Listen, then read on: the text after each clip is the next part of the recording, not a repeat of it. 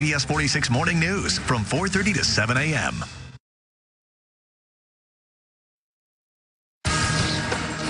And the final score from Wembley Stadium in London, the Chargers hang on to defeat the Titans by the score of 20-19. Wow. As we welcome you back to our New York studio and the NFL Today, powered by Ram Trucks. JB, along with Coach Boomer and Phil. And a reminder, coming up next at 1 Eastern, many of you will see the Patriots against the Bears. Later, it'll be Dallas taking on Washington. That's our featured matchup. Or the Rams battling the Niners at 4:25. That all comes your way right here on CBS. And as I turn to Boomer, it truly was, in this game, a tale of two halves. Well, I'll tell you one thing. The fourth quarter was owned by the Tennessee Titans, and I think this was misread by Mike Vrabel at the end of the game here. So here's the last drive. Now, you wonder whether or not this should be a touchdown or not. I'm sitting here saying, if this isn't a touchdown, I'm leaving. Well, I didn't leave because I got paid to stay here, so I decided to stay here. How about the spot of the ball? But they end up getting the touchdown as Stockard catches the ball from Marcus Mariota. Gutsy call right here by the Tennessee Titans, and great. So now they're in position to tie the game and go into overtime. And lo and behold, Mike Vrabel decides to go for two. You have the penalty, the first one there, and then here's the game, I guess, deciding play right there is they did not convert on the two-point conversion. Coach, you, me, Phil, we all sat here. JB listened to us going back and forth about all of this and the scenarios and everything that Mike Vrabel has done really well up to this point.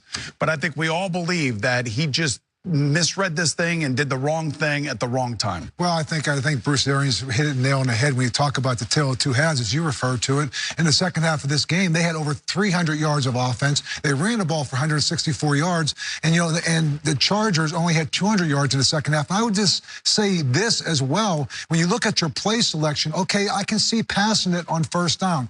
You get a holding call, you get to the 1 yard line. Once again, you are a running football team. You have an option in Marcus Mariota. You have Dion Lewis and Derrick Henry. You have elements, every element of it, with a running quarterback, an inside power runner, an outside guy. That is your strength. It's not Marcus Mariota throwing the ball. It's his options and the things that he brings you with his legs. So, yes, I have a problem with him even going for it. Give your team a chance. You're 3-3 in the AFC South.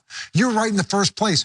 This is a game that could come back to haunt you. You've put yourself in this position. You've dominated the second half right there. I mean, that was a tired defense right there you saw with the LA Chargers. So, yes, totally disagree with his decision. So keeping your finger on the pulse of what's happening in the game at that point was critically important. However, you don't have a problem with Vrabel's aggressiveness?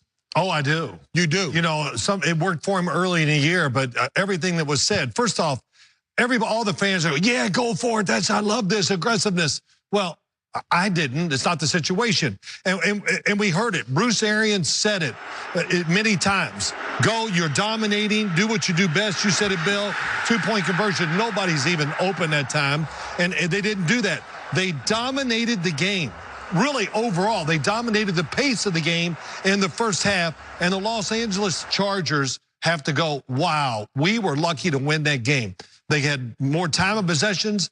The Titans stayed on the field. They were 9 of 15 on third downs. Hey, I know those are just numbers, but that was important because it did what? It kept Phillip Rivers on the sideline. And a tie would have been great. It's not bad. But there's another aspect to this whole thing. Remember, if you're going to make it as a wild card team, who are you likely going to be going up against in that wild card race? It could be the Los Angeles Chargers. You just lost a game in that race as well. So I think this is a huge mistake. But for the Chargers, this is a huge win for them. And just one last thing I would say is in regards to analytics, you're going to have people come on and talk to you about the probability of going for it on fourth down and why you should do it. But there's other elements to this that you have to talk about. The pulse that you have in the game, that's not caught up in analytics. So the analytics of this game is you had a wear-down LA Charger defense. You had an offense that was going up and down the field. Take this thing into overtime, because right now I am dominating this game, and that doesn't show up in analytics. So I hear about analytics, and I agree with it. You read it, you take it into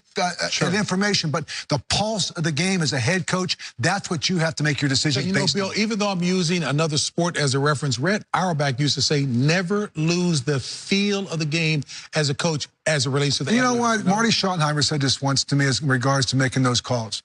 Don't make a decision that takes the game out of the hands of the players. Right. Let the players decide the game on the field. And if I tell you what, right now, if I'm a Tennessee Titan, we own that team. We were winning that team. We were imposing our will on them, and maybe one decision cost us an opportunity to give us a little extra time. Just to be fair, to be fair, though, I mean, I understand a young first-time head coach. No, he's real close in age to these guys. He's got them believing in what he's selling them, and he wants to tell them after the game, hey, guys, and I guarantee you he'll say it, if this ever happens again, we're going to do it again. And the reason we're going to do it again is because I believe in you. We all know that, the emotional side of the game, you know that. Come on, just believe in you. Yeah, but you know Why don't you believe in us to kick the extra point and then go from there and win the game? That's what I believe. And I would you know, look at, let me just say this, Tennessee, everything about the game went their way, and it was there to win, and they couldn't do it. That just shows you what kind of team they are. Marcus Mariota has a touchdown at the end of the first half. He underthrows, it gets tipped, it gets intercepted. All those things, and, you know, Bill, you said it. They had the game in hand. They're dominating play. Bruce Arians said it. Go ahead and take it into overtime, and the coach made a big mistake. And I was just saying, for Mike Vrabel, he's going to continue to grow as a coach because of situations like this. These are the opportunities that you have a chance to get reflective on in hindsight and moving forward. Don't think that that's not going to be sitting in the back of his head. It worked out great when they went against the Philadelphia Eagles, and he went for it on 4th down on 3 times in that game-winning drive in overtime. Yeah. But you know what? With every situation, it becomes very subjective. And again, I think when you look at it, he'll look back and think about this, and maybe in hindsight, it'll be something he'll bank in his memory. So we could grow to the head coach and subjectively analyze that. Let's flip it back to what Philip Rivers did, who had an excellent day as well, too. Well, he did. You know, Philip Rivers, when he was on the field, hit a few big plays down the field. He had 2 that really were the whole game. To Tyrell Williams down the left side early, and man, just getting beat so bad. That was, I can't see who that was, Logan Ryan getting beat. Yeah. But then throwing it out of the backfield to Eckler, that worked out well for him. And then this throw across the middle to a wide open Keenan Allen. So when they were on the field, they were productive. They just never could get that rhythm and convert on 3rd downs and keep a few drives alive. But this was a great route. What they did, they switched to tight end receiver at the line of scrimmage. They came up the field. They got Mike Williams against the safety, easy touchdown. And look at the numbers. Both teams, both quarterbacks put up decent numbers. No doubt about that. And after the game, just a few moments ago, it was Melanie Collins catching up with Philip Rivers. Well, Philip, congratulations on the win, and what a finish to this one. What was going through your mind when Marcus Mariota and the Titans went for 2 in the win there? Well, we talked about it on the sideline. We said if they score, they're going for 2. It was just kind of the way the game went. They tried to keep the ball away from us all day long. We started off hot, and then we only had 15 plays in that first half, and it just felt like they were going to score and try to go for 2. And so our defense got 2 shots. We had to win one of them. Both of them were game-winning plays, and it was a heck of a team win. It was a weird kind of game. We didn't really lean on each other great. And that we knew that was a good team coming in, but it's huge. We've been talking about trying to find a way to get to 5-2 now for a month, and we did it by winning 4 straight. Now we get some much-needed rest and family time and get ready for the back half. Just smiling at how Philip Rivers basically was saying the same thing. He knew what the game plan was, keep him off the field. That's what they did. But let's swing it ahead. Coming up at 1 o'clock, New England at Chicago. Yeah, you know, of course, the big news is Rob Gronkowski's out of the game. And listen, they won a Super Bowl without Rob Gronkowski. Then they never rely on one player, except maybe that guy, Tom Brady. And you want to always remember, in a game like this, if you're the Chicago Bears, to keep being aggressive, because if you let Tom Brady get the football enough, just like we saw last week, he's going to lead his team to a winning drive. And who's he going to be doing handing the ball off to? How about Sony Michel? I'll tell you what, he's been a great rookie addition to this football team. Bill Belichick always finds him. You couple him with James White. What a great 1-2 tandem. Again, he gives him some physicality in the running game. And we saw what they did against the Kansas City Chiefs last week. They sat there and gave us to him to control the line of scrimmage. And there he is, Coach Bill Belichick. And, you know, you talk about decisions that guys make as coaches.